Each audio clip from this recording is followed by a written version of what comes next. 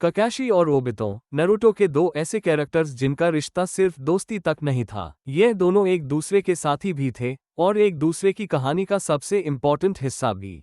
एक टाइम था जब इन दोनों का सपना एक था, एक ऐसी दुनिया बनाना जहां दोस्ती हो, शांति हो और वो एक अच्छे शिनोबी बन सकें। लेकिन वक्त बदला, हालत बदले और उनका रास्ता अलग हो गया। आज की इस वीडियो में हम देखेंगे कि इनका रिश्ता कैसे शुरू हुआ, कैसे दोस्ती टूटकर एक टकराव बन गई और सबसे इम्पोर्टेंट, ककाशी और ओबितो में से ज्यादा पावरफुल कौन था और क्यों। ककाशी हटाकी वर्सेस ओबितो यूचिहा।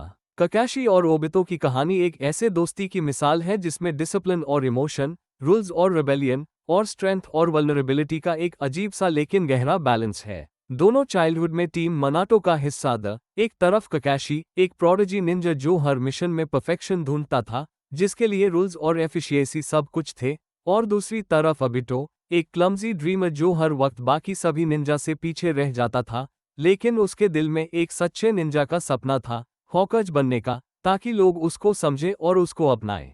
शुरुआत में ककाशी को ओबितो की प्रेजेंस सिर्फ एक बटन लगती थी, लेकिन एक मिशन ने उनके रिश्ते को बदल दिया। जब रिन को कैप्चर किया गया, तो ओबितो ने बिना किसी हिचकिचाहट के रूल्स तोड़कर अपने दोस्तों को चुना। उसने वो सब कुछ किया जो एक सच्चा दोस्त करता है, और इसी सैक्रिफाइस ने ककाशी को ये समझाया कि रियल निंजा वो नहीं जो रूल्स फॉलो करता है, बल्कि वो है जो अपने दोस्तों के लिए मुश्किलों में उसके साथ खड़ा होता है। ओबितो ने अपनी शरिंगन ककाशी को गिफ्ट की, एक आखिरी तोहफा जिसने ककाशी को एक कॉपी निंजा बना दिया, और ओबितो को सबने मारा हुआ समझा। लेकिन ओबितो दुनिया से गया था, दोस्ती से नहीं।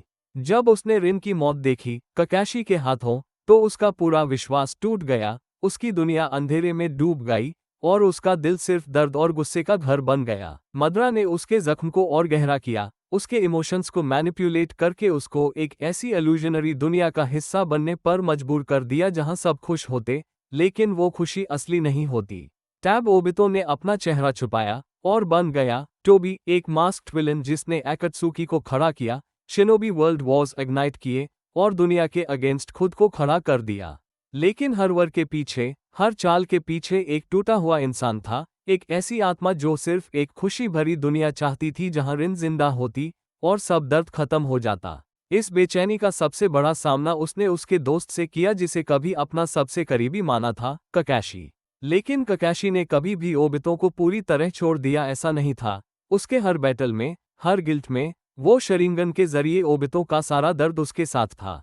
जब फाइनल बैटल में ये दोनों टकराए, तो उनके पंचेस से ज्यादा उनके जज्बात बोल रहे द एक तरफ था एक ऐसा वॉरियर जो दोस्ती और यादों के लिए लड़ रहा था, और दूसरी तरफ था एक ऐसा सोल जो अपनी ही शैटर्ड दुनिया में सच ढूंढने निकला था।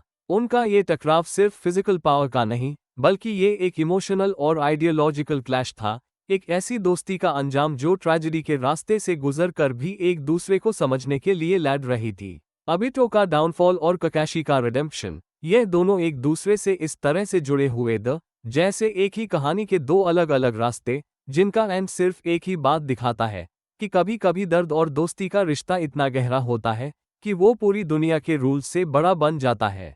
जब हम ककाशी और ओबितो के बीच के कंपैरिजन की बात करते हैं, तो ये सिर्फ एक पावर स्केल का सवाल नहीं होता, ये एक डीप इमोशनल और फिलोसॉफिकल जर्नी का पार्ट होता है जहां एक तरफ डिविनिटी के करीब पहुंचता हुआ ओबितो है और दूसरी तरफ एक इमोशनली रिजिलियंट और अनवेवरिंग ककाशी। ओबितो ने अपने जीवन में जिन चीजों का सामना किया, रिन की मौत, अपना आइडेंटिटी खोना और मदरा जैसे मैनिपुलेटिव मास्टरमाइंड के इन्फ्लुएंस में आना, ये सब उसके कैरेक्टर को एक शैटर्ड मिरर बना देते हैं जिसमें हर टुकड़ा एक अलग कहानी बताता है। पावर वाइज देखा जाए तो ओबितो ने प्रैक्टिकली गॉड लेवल का स्ट्रेंथ हासिल किया। उसने 10 टेल्स को कंट्रोल किया, रिनेगन और कमुई जैसी एबिलिटीज को मास्टरी लेवल तक इस्तेमाल किया, और टाइम स्पेस मैनिपुलेशन जैसी अनस्टॉपेबल टेक्निक्स के साथ पूरा शिनोबी वर्ल्ड चैलेंज कर दिया। उसका जेट्सु फ्यूजन और अनटैंजेबल स्टेट उसको एक अनबीटेबल फोर्स बना देते हैं, लेकिन ये पावर एक ऐसे इंसान के पास थी जो अंदर से टूटा हुआ था, जिसका हर एक्शन एक इमोशनल फ्रैक्चर का रिजल्ट था। दूसरी तरफ ककाशी था, एक ऐसा निंजा जो अपने गिल्ट, अपने लॉसेस और अपनी रिस्पॉन्सिबिलिटी के वेट को उठाकर भी कभी अपने वैल्यूज से नहीं हिला।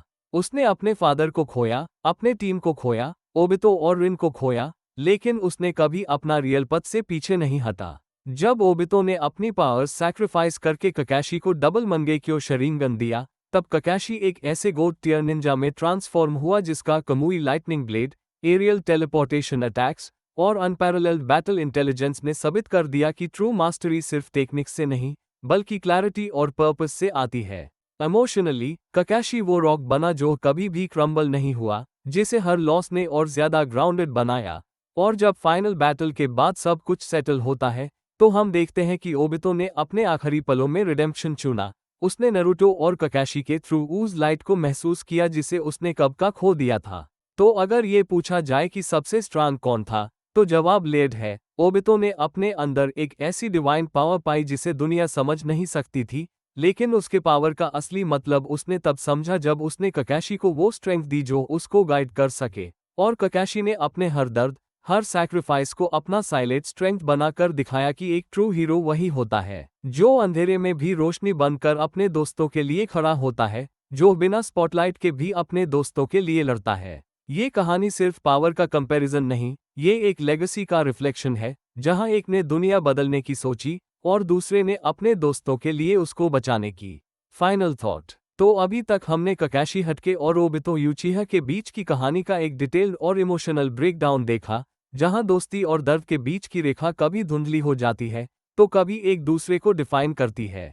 ये दोनों कैरेक्टर्स एक दूसरे के बिल्कुल ऑपोजिट द ककाशी, एक डिसिप्लिन जीनियस जिसके लिए रूल्स और ड्यूटी सबसे ऊपर थे, और ओबितो, एक इमोशनल और आइडियलिस्टिक लड़का जिसके लिए दोस्ती और सपने सबसे जरूरी थे। लेकिन उनका कनेक्शन इतना गहरा था कि उनका डेवलपमेंट एक दूसरे के बिना कभी पूरा होता ही नहीं।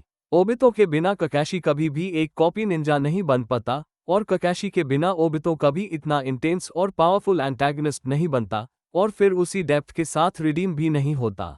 जब ओबितो ने अपनी शरिंगन दी, तब ककाशी को एक नई पहचान मिली। जब ओबितो अंधेरे में गया, तब ककाशी ने उसको एक लाइट बनकर उसको याद रखा। जब ओबितो ने अपना सब कुछ खो दिया, तब भी उसके अंदर एक आखिरी उम्मीद बची रही, और वही उम्मीद उसने नारुतो और ककाशी में देखी। तो अगर हम ये पूछे कि कौन सबसे स्ट्रांग था, ककाशी या ओबितो, तो जवाब सिर्फ पावर से नहीं, इमोशन से आता है। इनकी कहानी सिर्फ शिनोबी वर्ल्ड की नहीं, एक ह्यूमन हार्ट की भी है, जहां स्ट्रेंथ सिर्फ टेक्निक से नहीं, सैक्रिफाइस, लॉयल्टी और हीलिंग से आती है। तो कमेंट करके जरूर बताना, क्या तुम्हारे लिए ओबितो का सैक्रिफाइस ज्यादा पावरफुल था या ककाशी का अनवेवरिंग पाथ? कौन बन गया तुम्हारे लिए रियल सिंबल ऑफ स्ट्रेंथ, एक ब्रोकन सोल जिसमें आखिर तक लाइट थी, या एक साइलेंट गार्डियन जिसका हर स्टेप एक सैक्रिफाइस था? मैं मिलता हूं तुमसे अगले वीडियो में एक नए पावरफुल कैरेक्टर के इंटेंस एनालिसिस के साथ। तब तक के लिए take care and stay tuned.